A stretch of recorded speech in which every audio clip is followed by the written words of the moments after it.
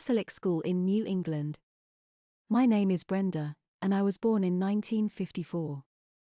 I received my early education at a Catholic parochial school in a small New England town.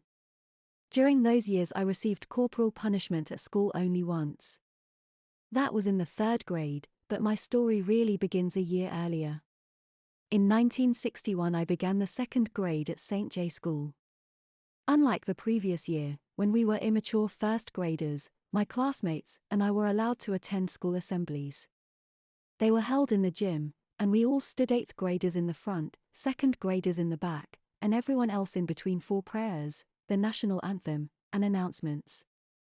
We must have looked like a sea of blue, with all of the boys wearing light blue shirts and all of the girls wearing navy blue uniform jumpers over white blouses.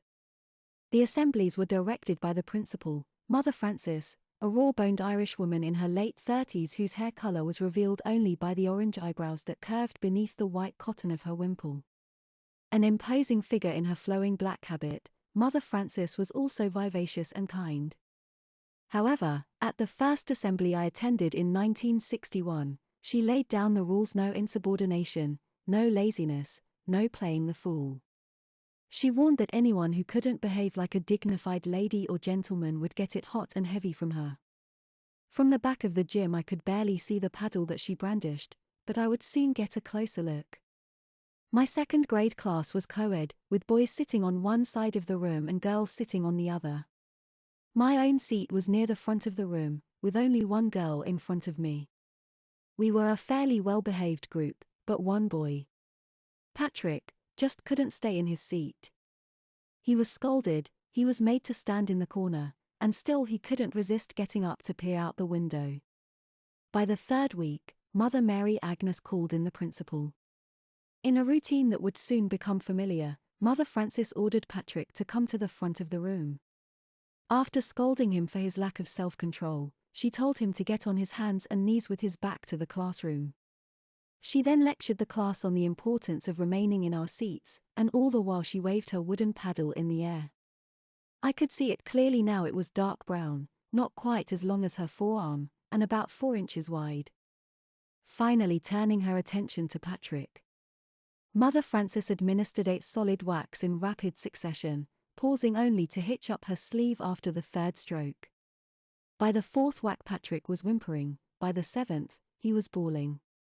As she paddled Patrick, Mother Frances scolded him, saying, "From now on, whack, you will, whack, stay, whack. In your seat, whack." After the last stroke, she said, "Get out of my sight." She then told the class that she would check in every week to be sure that we were behaving ourselves. That was the first paddling I witnessed, but it was far from the last. During that school year, an average of about 1 student a month was paddled in our class. The routine was always the same: a stern admonition to the offender, who then assumed the position on his hands and knees and waited while Mother Frances lectured the class, then 8 to 12 hard whacks with the wooden paddle while Mother Frances continued the scolding. About half of the offenders cried. On rare occasions, Mother Frances would paddle a student at an assembly, in front of the entire student body, but most of the punishments were administered in the classroom. The paddlings were performed only by Mother Frances, never by the classroom teacher. Throughout the year, we 2nd graders become aware of a pattern: only boys were being paddled. When Rick and Diane threw modeling clay at each other, Diane was made to stand in the corner while Rick was paddled by Mother Frances. Our teacher, Mother Mary Agnes, explained that Rick was paddled because he started it, but none of the girls really believed that. And, while Mother Frances continued to warn that we would be paddled hot and heavy if we couldn't behave like ladies and gentlemen, we ladies didn't worry too much about being punished. While corner time was embarrassing, it was far better than what the boys were receiving. And I was a good girl. I never even had to stand in the corner. 3rd grade, 1962.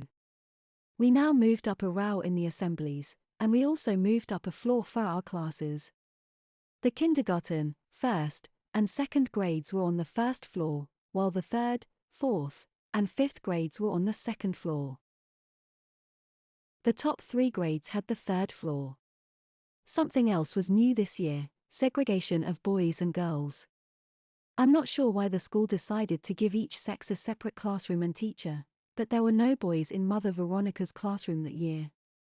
And something was different about the classroom. In the back there was a door leading to a fire escape. Mother Frances warned us about that door when she visited our class during the first week. We were not to open it, and we were not to go down the fire escape unless a fire alarm had sounded.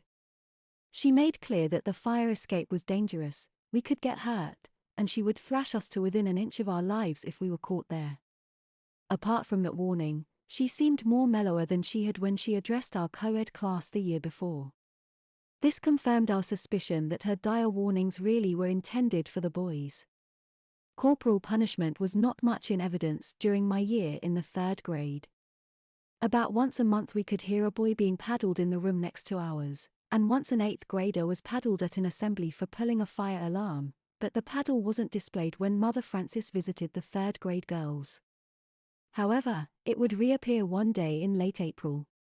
Spring fever was rampant. The last traces of snow had disappeared, and the weather was warm enough to allow us to play outside with only a light sweater over our uniform jumper. Before the final bell at 3 o'clock, we were squirming in our seats. When the bell would sound, we'd head straight to the schoolyard for a round of jump rope. On a particularly warm Thursday, I had to stay after class for blackboard duty. I wiped the board, went outside to pound the erasers, and returned them to the classroom. From the room I could hear my friends playing in the schoolyard below, so I called from the window that I'd be right down. One girl named Linda, my rival for best spelling honors, shouted up to me, "Brenda, come down the fire escape, it's faster." She was right, it was faster than going around to the front door and then circling the building to the back schoolyard. Were there any nuns around? None that I could see. Should I take the chance? I had already lost 15 minutes of valuable playtime, and my mom expected me home by 4 o'clock. I scampered down the fire escape and joined the line of girls waiting their turn.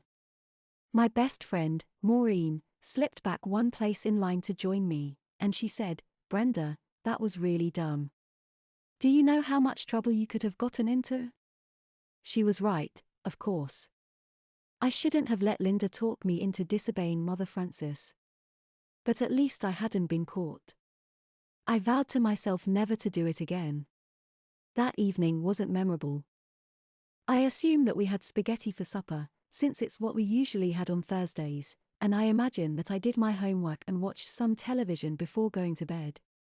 Perhaps I heard the phone ring and my mother answer it right after supper. If so, I can't remember it. Friday morning, after breakfast, I cleared the dishes and grabbed my bag. If I hurried to school, I could play for 20 minutes or so before the assembly at 8:15. But my mother stopped me before I reached the door, and she asked to speak to me for a minute in the parlor.